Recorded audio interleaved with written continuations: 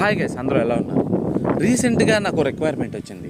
ఆ రిక్వైర్మెంట్ ఏంటంటే plantation day కోసం ఒక వీడియో చేయమని వచ్చింది. ఇంకా క్రియేటివ్గా రాయాలి, ఒక సోషల్ కాన్సెప్ట్ అనుకుంటున్నప్పుడు ఇమ్మీడియట్గా నాకు ఇంట్లో వాళ్ళు ఫ్రూట్స్ బౌల్ నా ముందు పెట్టడం జరిగింది. సో ఆ ఫ్రూట్ బౌల్లో నాకు ఇష్టమైన నేరేడుకాయలు కూడా ఉండడం జరిగింది. ఫ్రూట్ని తిన్న తర్వాత నేను అవి డస్ట్బిన్లో పడేద్దామని వెళ్ళినప్పుడు డస్ట్బిన్ అవైలబిలిటీ లేదు, సో ఫుల్ అయిపోయింది. డస్ట్బిన్లో ఖాళీ లేకపోవడం వల్ల ఆ విత్తనాలన్నింటినీ తీసుకెళ్ళి మొక్కన్న కుండీలో అయితే నేను ప్లేట్ చేశాను. వీక్ అయింది నేను ఆ వీడియో చేసి.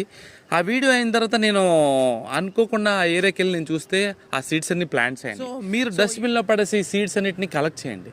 24 గంటలు ఒక 10 minutes స్పెండ్ చేసి ఎక్కడైనా ప్లాంటేషన్ చేయడానికి ట్రై చేయండి. ఎంత ఉపయోగం అంటే నెక్స్ట్ జనరేషన్కి మీరు ఎక్స్పెక్ట్ చేయండి. ఈ రోజు నువ్వు పాత పెట్టే seed next generation life boss.